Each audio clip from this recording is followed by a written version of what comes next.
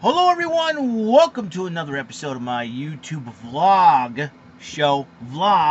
It's not a TV show. It's not a game show. I'm not a producer. I'm not a host. I'm a host, but I'm not a game show host. I'm not a producer. I'm not a preacher. I'm not a minister. I'm not a priest. I'm not any of that. I'm just an ordinary guy doing extraordinary things. This is my YouTube vlog. TPL is the name of the vlog show that I host. And it's not a talk show either. This is only me. If it was a talk show, I'd talk with someone else. So get that out of the way. Just let it clear. All right. I'm the host of this show, obviously. I am the man that's born and raised in the 70s, made in the 80s, grew up in the 90s. Stood tall in the 2000s and still standing my ground here in this present time here on my YouTube channel while I talk about what's up, what's down, what's all around town in my life and of my things in entertainment. While I bring the life, laughter, love, heart, soul, and entertainment to all of you, and encouragement and entertainment to all of you wonderful people out there who like this show, who like these videos and all that. Let's what am I want to talk about today? Well, as you know, I'm a big WWE fan. I'm a big wrestling fan. Been that way since 1991, and I see a lot of superstars come and go in the business as far in the WWE. Hearing about departures and whatnot. But however, today is a very special day. August the 11th, August the 11th. I keep saying words in the 20th century. I am sorry. August the 11th, 2017. 20 years ago, two men who were getting sick and tired of the same old monotonous goings on in the then World Wrestling Federation has decided to band together to rebel against the goodness of the company by being as rebellious and have a little bit of attitude. To add a little bit of attitude, to me, Shawn Michaels' feud with Bret the Hitman Hart has fueled the Attitude Era in the WWE. Shawn Michaels and Triple H joined forces alongside the late Ravishing Hall of Famer Ravishing Rick Rude and the late Chyna as D Generation X. Chyna's was the enforcer of the team. Rick Rude was their insurance policy. So that's how. And Triple H, aka Hunter Hearst Helmsley, who went from the Greenwich Blue Blood to the most rebellious dude on the planet in the WWE, decided to shed that blue blood image and decided to be himself, which is really cool. And they, ever since the Madison Square Garden curtain call, as they call it, when Shawn Michaels, Triple H, Kevin Nash, and Scott Hall, aka Razor Ramon and Diesel, all hugged in that steel cage. And that whole thing, they decided to let everything out and let the cat out of the bag, so to speak, of the behind the scenes goings on in the WWE.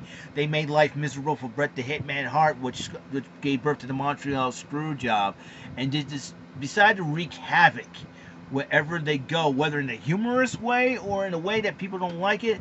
And they just went over the line in some of the stuff they do, but it's all in fun and all in entertainment. But the question, and it just, even they go right down to juvenile antics just to annoy people, to annoy their opponents, to play mind games. That's the whole base of it. The whole base of it is mind games in the WWE for those two gentlemen, and they had the desire, drive, and passion for the business, and they decided, well, let's not be cookie cutter and hide behind a mask or anything like that. Let's be real out there. That's what DX was all about, and they were hated at first, but then 1998 was where they gained steam, gained popularity. I mean, it's just they revolutionized the WWE. People think that Stone Cold Steve Austin, by studying Mr. McMahon, kicked off the Attitude Era. I think the rivalry between Bret Hart and Shawn Michaels kind of got things rolling a little bit. Stone Cold, I don't know what defined the Attitude Era, or what started it in the WWE, in the then World Wrestling Federation before it changed over. I believe Austin winning the King, Stone Cold Steve Austin winning the King of the Ring. Some people will say, oh, DX first forming, and let everything out. could have started. Many different factors go into that. You know what I'm saying? And it's, like I said, Shawn Michaels' rivalry with the Hitman. You know, you know, to me, I think Shawn Michaels kind of had that edgy attitude. I think that's what, to me, I think Shawn Michaels ushered in the attitude. What people say Stone Cold did, something. I think Shawn Michaels, had his thing going. It's, but the ball got rolling after Austin won the King of the Ring, and then and then when Austin stunned Vince McMahon. I think when 1997 rolled around, that's where it really started to kick up a notch. You know what I'm saying? Uh, but let's talk about D Generation X. 20 years ago would be the 20th anniversary of DX. People ask, people ask, what were your favorite DX moments from back then, and even when they reformed in 2006. And I had a lot of funny moments. And when they expanded in '98, when Shawn Michaels had to rest up his back, had back surgery, and it took him a long time to recuperate. Um, so Triple H says, "I'll pick the ball and I'll run with it." One of my favorite DX moments was when they, let's go to the first era, was just him and Shawn Michaels and Chyna and Rick Rude. I have to say when they were messing with Sergeant Slaughter, which is pretty hilarious in itself. I respect the Sarge. I think Sergeant Slaughter's a great wrestler and all. And just when Sergeant Slaughter was commissioner, and they were like, it was hilarious when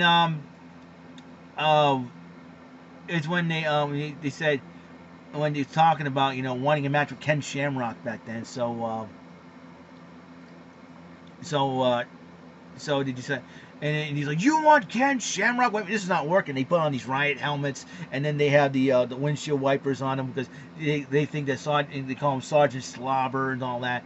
Here comes Sergeant McShin, and I remember when they say, Sergeant Slaughter, "You better show me some respect," and then Shawn Michaels, "We'll start showing you respect, suck it," and then I had this as a GIF because I think it was pretty funny GIF when Triple H salutes the Sergeant, went bing like that. It was hilarious, and it was probably the most hilarious thing. He's like, it was. I thought it was hilarious, and when they tried to pull one over on Owen Hart, when Triple H was supposed to defend the European title against Owen Hart, and Triple H and Shawn Michaels felt, okay, we'll get somebody, and since Goldust has the penchant for impersonating people, and so they had Triple H on Hunter Dust, and doing like that. But then the tables were turned on them when Sergeant Slaughter goes, "I'll make a decision here, and I'm more Owen Hart the European title," and I was like, So it was, and then you got the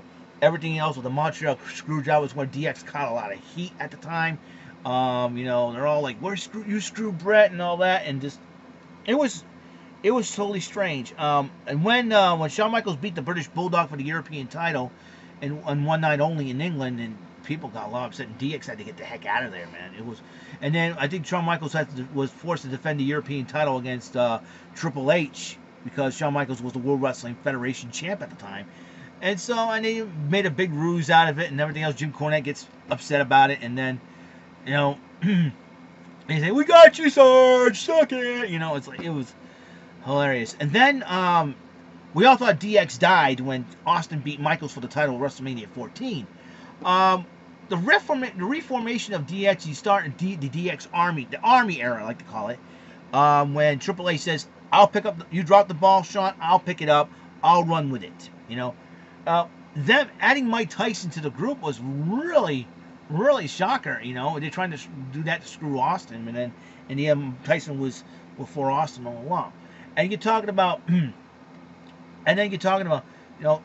Triple H says, "I'll pick it up," and they recruited the 1-2-3 kid back, and I recognize him. I like, "Hey, that's the 1-2-3 kid, or it's 6," and he's back, but he's repackaged as X-Pac, which I think, and then. And they were still heels. They were still bad guys at the time. They added then at the end of the night they had the Outlaws join them, and so they screwed Cactus Jack and Chainsaw Charlie out of the tag team championships, and it was and so now the Outlaws are back as champs, and they were making fun of LOD, and but then that after Triple H did beat Owen Hart again, Owen Hart was about had enough, and at that point, Owen Hart says he needs to form his own group, or join somebody. So he's probably running out of allies to help him against DX, and since most of his family went to WCW, the only I don't know what the only it's like I thought Owen Hart would be like you can't beat him, join him type philosophy, and you think about that. But then when Ken Shamrock and Owen Hart teamed up against The Rock and I believe D'Lo Brown, or is it Mark Henry? I forget. It was a tag team matchup against the Rock and another member of the Nation. I forget which one. I think it was probably D'Lo. And Owen Hart turned against Ken Shamrock, and then all of a sudden, now it's like, okay, Owen Hart's joined the Nation. And I figured I know why, because of DX has gotten in his head so badly to the point where Owen Hart says, okay, that's it, And then when DX did that little shtick, Owen Hart came out, and then all of a sudden he brought the Nation. I think the feud with the Nation is what got DX popular. And some of the DX moments during the Army era, as I like to call it, I would say when I started busting out laughing when he's in Triple H, I double dog dare you to whiz on DOA's bikes. The DOA's, the Disciples of the Apocalypse, there was 8-Ball Skull and Chains at the time. Crush already left. I think he considered Bret Hart a friend, and in honor of that, Crush left to go to WCW under his real name to join the NWO. It was Chains, 8-Ball, and Skull, and he started whizzing on the bikes of DOA, which I started busting out laughing. I was like, I didn't think they were going to do that. And then when he started doing the parody of the Nation, and Owen Hart, Jason Sensation says, Owen Hart, if anybody wants to smell what The Rock is cooking, it's my dad. Look how big my damn nose is. Want to look like an aardvark? And just Road Dogg's D'Lo was hilarious. What does the brother look like, an aardvark? He does the shaking thing. Oh, it was hilarious. It was funny. It was hilarious. It was great. Triple H is the Croc. It was like, the Croc just came out of the bathroom. Would you smell? You should smell what The Rock is cooking. I ain't faking, but you should smell like what The Rock was baking. The Rock was baking. Brother was baking. It was hilarious. It was funny. I could not stop laughing. I was near tears laughing at that. It was so funny. I don't want y'all cooking. It smells like bleep, but I'll eat it anyway. Oh my! Jim Ross and Jerry King Lawler were getting a kick out of this. Even include the King, just having fun with DX, and also when DX impersonated the corporation. Fucking Ken Shamrock was hilarious. All about this thing about sphincters is getting me in the zone. Ah! The hair's like he got zapped by lightning or something. It was hilarious. And then Billy Gunn as Shane McMahon. Yeah, right, Pop. And Road Dogg is Vince McMahon. And just Billy, we don't want to smell what you're cooking. And it was hilarious. It was totally hilarious, and just they were totally hilarious, and then I thought the one thing they really swerved everybody on was when the Nation of Domination's locker room was all spray painted with racist stuff and everything else, and then all of a sudden, the Nation wanted to come out and said, and they had the Canada rules. They all blamed the Hart Foundation. The Hart Foundation, Bret Hart says, "Wait, I'm not prejudiced," and you know what? And he was right. And then, Shawn Michaels and Triple H says, "Oh, they did it. They said the N-word," and then the both, it's like, and we knew it was, and Bret knew who did it all along. The Nation refused to believe the Hitman. They ended up believing what DX had to say. DX knows how to play mind games, through juvenile sophomoric humor, like they did, or doing it in the ring, because DX, they had a lot of superstars, they had a lot of potential, and they had a lot of championships too. And Shawn Michaels and Triple H, Triple H was a former Intercontinental Champion at the time. Michaels was a former World Wrestling Federation champ at the time, so both men had titles. But to me, DX is where Triple H's start began to rise up to the top, and that's what I think. That's my personal opinion on the matter. And it was great to see. It was DX got popular, and then I think once Triple H betrayed DX to join the corporation, and that's where it died. It resurrected in '99, so it was, they're all making jokes about Stephanie and whatnot, and then in the end, Stephanie joins them. Tori betrays Kane in 2000, joins them as well. And I think after, when Triple H, when everything started falling by the wayside, Billy Gunn was gone from DX. You know, you got the right to censor. You know, DX could, and the right to censor should have had a great feud if DX stuck together.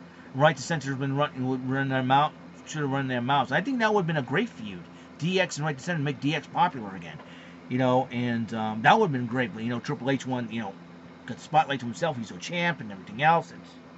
And let me see. Another favorite DX moment tonight is when Shawn Michaels mooned the camera. I was like, he's the only, because it was hilarious, because he's the only person of nut craziness to do something like that, you know. It was hilarious. Let's see. When they reformed in 2006, which I thought was really cool, it was when they started beating the heck out of the Spirit Squad. I'm like, yes, they're back together. He's more trouble. And they signed the Spirit Squad, which I think they're hilarious. And then they played mind games with the Spirit Squad by bringing out the midgets. You know, that was hilarious when they used the midget wrestlers. It was hilarious. It was great to see. It was, you know, with their hilarity. With Shawn Michaels now as a born again Christian, you figure, you know, they can't do some of the crazy stuff that they did back in the 90s. You know, they had to, like, you know, kind of tone it down a little bit. Unfortunately, with the PG era, you have to. But they're still pretty funny. You know, Triple H brought the girls out and everything else, which I think is pretty hilarious. And they had the stripper, Big Dick Johnson. It was hilarious. And this fat, tubby guy named Big Dick Johnson. It was hilarious. And they made life miserable for Coach, chasing them all around, you know, and threw them out in the trash. And then I think the funny part about it too was the bounty, the $10,000 bounty on them in England. That was pretty hilarious. Holy cow! You crapped the masterpiece. When Triple H beat the crap out of Chris Masters in the bathroom, that was hilarious. Obviously, another thing was when they impersonated the McMahons. Oh, Shawn Michaels' impression of Shane McMahon cracked me up, and Triple H's impression of Vince McMahon, it was even more hilarious. It was funny. and then they dumped all the excrement on the Spirit Squad and the McMahons. I was dying of laughter. And I know they were beating up on, Jonathan Coachman. They stuck his head through a wall and pulled his pants down, sprayed TX on his butt. It was hilarious. These guys are just, I like to play, these guys were masters of the mind games as well. They're right up there with Goldust and The Undertaker and Mankind. You talk about mind games. Triple H, what is called the Cerebral Assassin by Jim Ross, nicknamed the Cerebral Assassin by Jim Ross. And it was more hilarious, and and I remember it was the Hell in a Cell match with DX versus the McMahons, and they stuck Mr. McMahon's face up Big Show. Oh my god!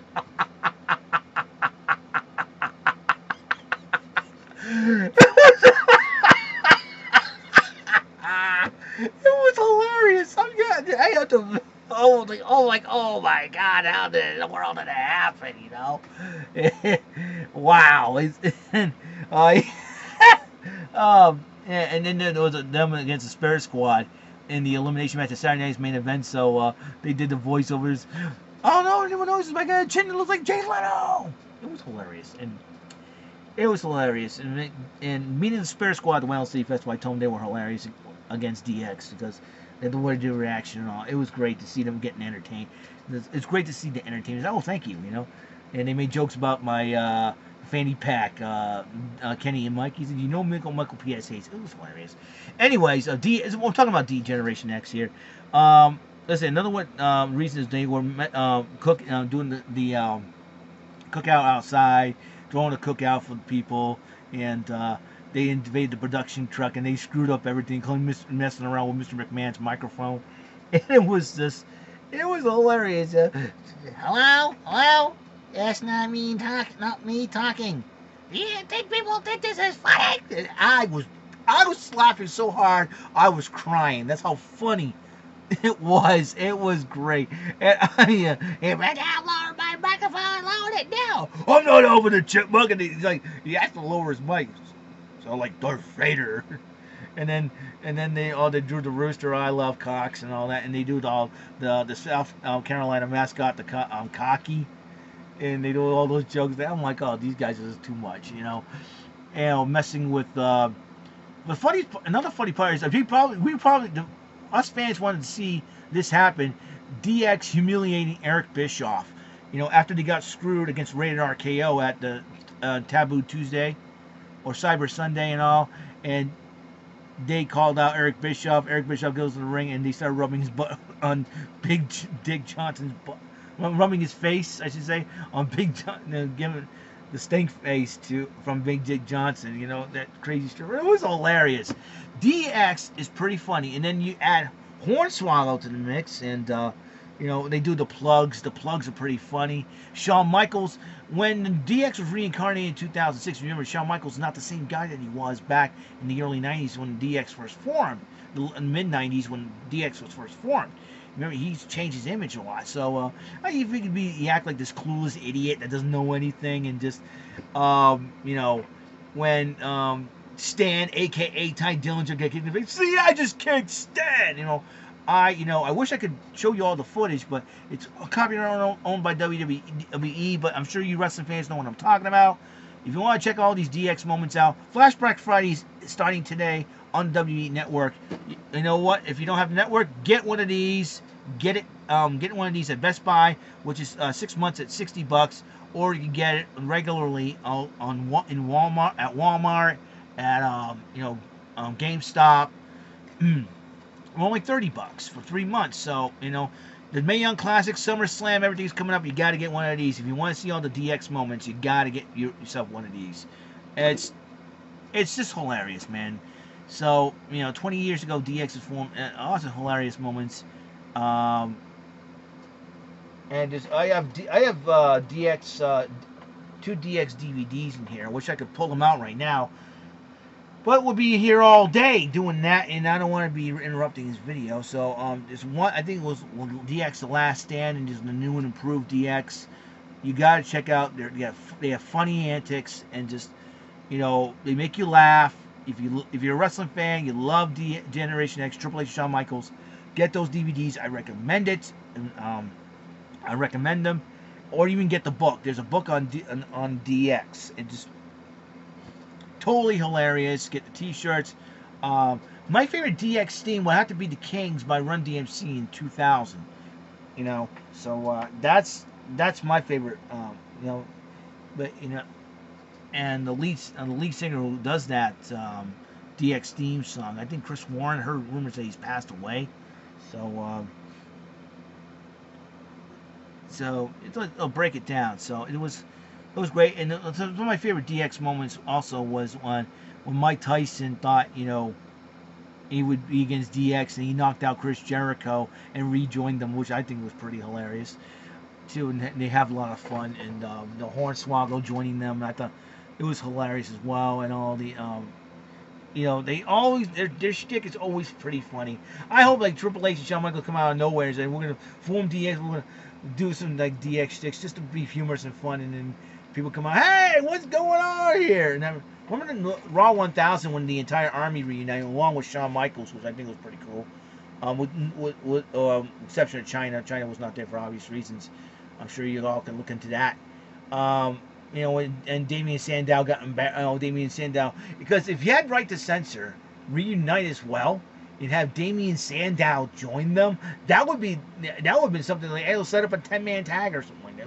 That'd be great, you know.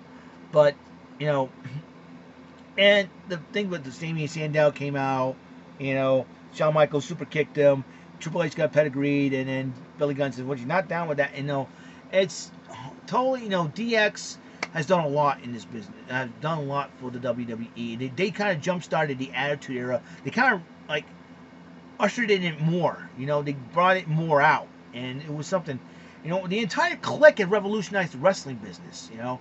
And with Triple H and Shawn Michaels as D-Generation X, I mean, then they went on to accomplish a lot. Shawn Michaels became the first Grand Slam champion. Triple H held all the titles in the WWE. It's just, you know, Michaels went on to be a Hall of Famer. Had a great career. Triple H has a great career. Now he's helped running things. He believes in wrestling. He believes in NXT. So to see those two gentlemen evolve themselves and really, you know, give to the business and then give back, including in the WWE, give back to the company. It's great to see that Triple H and Shawn Michaels both believe in NXT for them working together, and just, you know, they know each other and they know the business and just respect the business, and that's the way it is. It was great to see that, and I hope there's going to be more of that. And just, it's just, it's going to be great. So, happy 20th anniversary, D-Generation X, Shawn Michaels and Triple H. Hope you guys, hope when we get the opportunity to go on the network and enjoy your crazy antics. And we love you guys, all right? And to all you anti-DX fans, if you're not down with that, we got 2 words for you. Suck it! All right. I'll see you guys later. Remember, that's all the time we have on the show. Remember, use your heads, don't do stupid things. Remember, coolness is the essence of every person. And if you're having a bad day, grab a pad, grab a pen, tell that bad day you just made the list, all right? Episode 869, happy 20th anniversary, D-Generation X. DX, baby. See you guys later. I'll see you episode 870. Bye.